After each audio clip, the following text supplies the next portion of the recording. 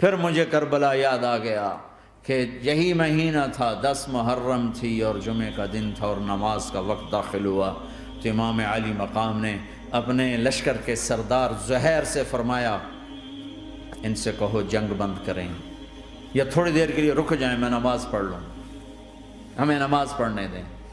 تو زہیر نے گھوڑا آگے بڑھا کر کہا شمر سے تھوڑی مہلت دو، ہم نماز پڑھ لیں، پھر تم نے جو مرضی کرنا ہے، نماز تو پڑھنے دو۔ شمر نے کہا ہم نماز نہیں پڑھنے دیں گے۔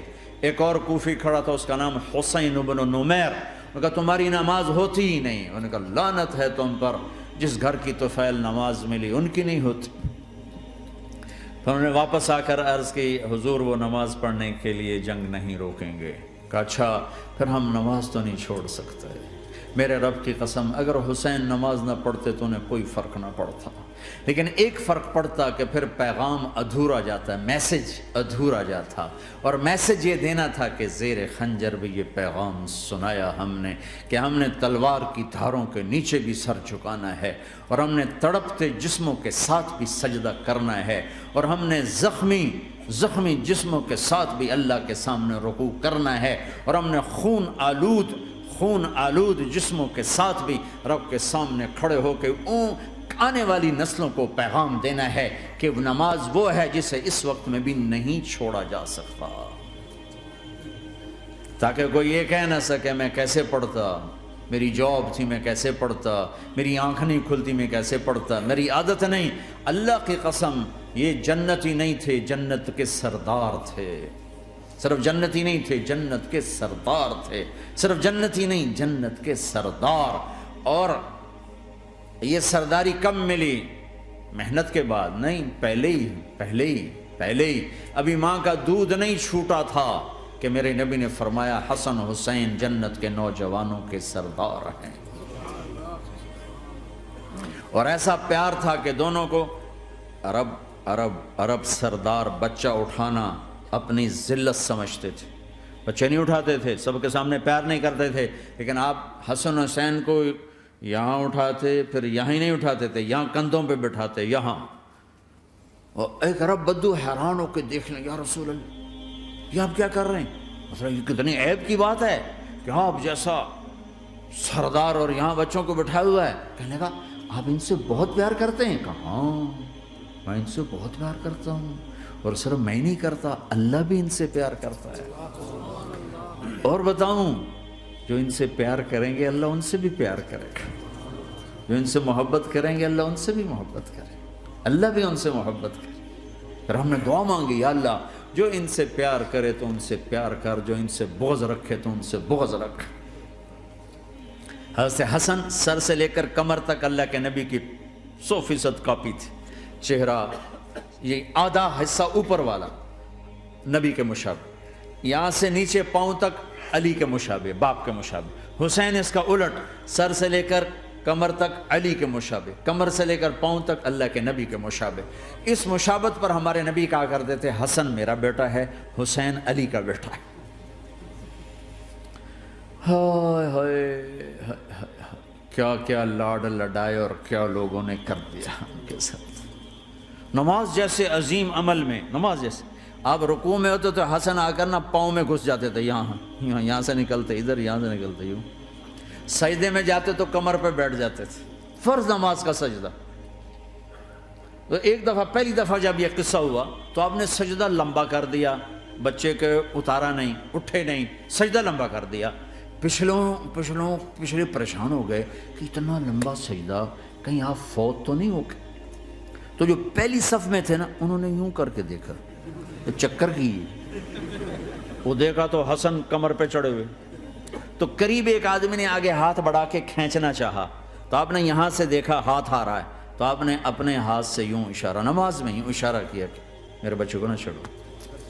جب حسن خود اترے پھر آپ سجدے سے اٹھے۔ کبھی حسین چڑھ جاتے تھے، کبھی حسن دونوں ہی چڑھتے تھے، یہ اس طرح حسن کے بعد کبھی یہ کبھی وہ، کبھی یہ کبھی وہ۔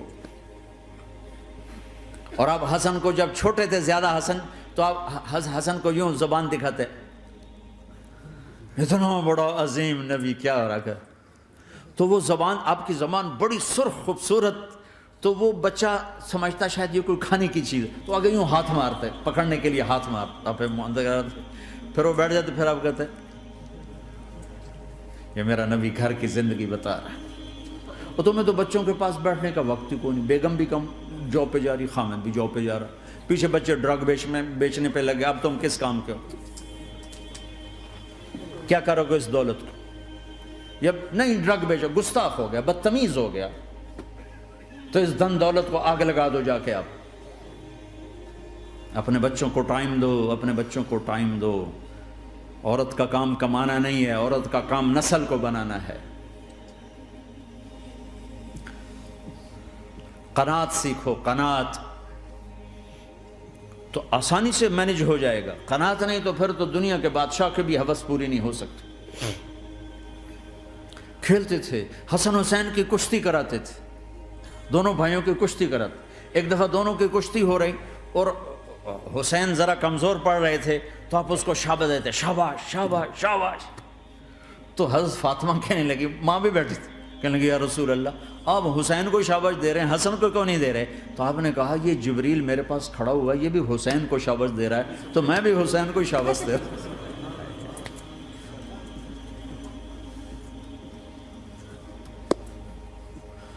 ایسی ہستیاں، لیکن ایک سبق ہے، یہ ہونا چاہیے تھا تاکہ امت کو پتہ چلے کہ دین کتنی قیمتی چیز ہے۔ وہ جی اللہ بڑا غفور الرحیم ہے، میں نہ ہمیں ڈرایا کرو۔ ہاں اللہ بڑا غفور الرحیم ہے، لیکن اس کا کوئی عدل بھی ہے۔ رات کا شراب پینے والا اور رات کو مصلی پہ رونے والا برابر ہو جائیں گے، تو پھر یزید حسین کو ایک ہی جگہ بٹھا دو، پھر کربلاؤں کے لیے رونا چھوڑ دو۔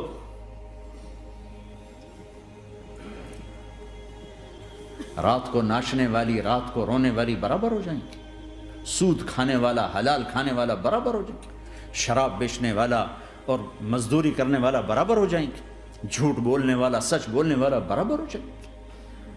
افنجعل المسلمین کالمجرمین ما لکم کیف تحکمون ام لکم کتاب فیہ تدرسون۔ اس سے زیادہ واضح کیا بتاؤں کہ میرا رب کہتا ہے کون سی کتاب میں لکھا ہوا ہے کہ ماننے والا نہ ماننے والا برابر کر دوں گا؟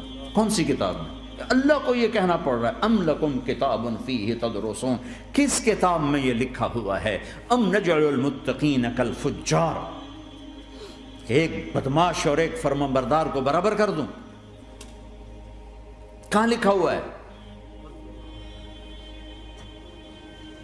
ایسی ہستیاں، جنگ سے پہلے اونگ آ گئی، آنکھ کھلی تو ہنسنے لگے۔ بہن نے پوچھا یہ تو ہنسنے کا موقع نہیں، کیوں ہنسے ہو؟ زینب کہا بہن اللہ کے نبی خواب میں آئے، فرما رہے ہیں بیٹا میں لینے آ چکا ہوں، تو اب نہ پڑھے نماز، اب کیا مسئلہ ہے؟ جنت کے لیے تو کرنا ہے سب، یہ جنت کے لیے تو کر رہے، اللہ کے لیے تو کر رہے کہ سر دادن و جان دادن نہ آئے از لذت دیدارش، خسرو چتواں گفتن سر دادن و جان دادن نہ دیدار رخ یارے۔ اس اللہ کے لیے تو سر کٹا رہے ہیں، تو وہ تو راضی ہو چکا ہے، نبی آ چکا ہے، آؤ بیٹا میں لینے آ چکا ہوں، تو اب نہ پڑھیں نماز؟ نہیں نہیں، برمنگم والوں کو کون بتائے گا کہ نماز کیسی چیز ہے؟ انہوں نے کہا جی وہ نہیں جنگ روک کرے گا، پھر چلو نماز پڑھو، نماز تو نہیں چھوڑی جا سکتی۔ آدھوں کو روک دیا تم جنگ کرو، آدھوں سے کہا تم نماز پڑھو، آدھوں نے نماز پڑھی، آدھوں نے جنگ کی۔ پھر جنہوں نے نماز پڑھی انہوں نے کہا تم آگے بڑھ جاؤ، ان سے کہا تم جا کے پیچھے اللہ کے بارگاہ میں سجدہ کرو۔ 1400 سال کی تاریخ میں ایسے نمازی میری نظروں سے نہیں گزرے، پر ایسی نماز نہیں پڑھی گئی نبی کے زمانے کے بعد۔ آپ نے بھی صلاۃ خوف ایک پڑھی تھی، وہ نبی تو نبی ہوتا ہے، اور کیا ان کا حال تھا، خون و خون، اپنے خون سے وضو کیے یا کربلا کی مٹی سے تیمم کیے؟ جب سجدوں میں سر رکھ کے سبحان ربی الاعلی کہا ہوگا تو دھرتی میں کیا ہلچل مچی ہوگی۔ نماز نہ چھوڑا، نماز نہ چھوڑنا، کوئی عورت نہ کوئی مرد، نماز نہ چھوٹے۔